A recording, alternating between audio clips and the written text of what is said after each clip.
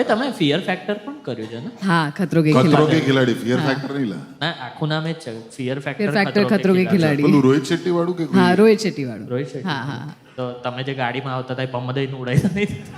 ના, પણ આમ મને ઊંધી લટકાઈને એક વોટર ટેન્કની અંદર છે ને કંઈક 80 પ્રકારના સાપ હતા, અલગ અલગ લેન્થ અને અલગ અલગ કલર અને અલગ સ્પીશીઝના, અને એમાં છે ને ઓરેન્જ અને એપલ આમ તરતા હતા, અને પછી હાથ બી પાછળ બાંધેલો હોય, મોઢાથી આમ પ્લગ કરીને બહાર કાઢવાનું હોય. બહાર સફરજન મળે તોય આવું બધું કરે યાર.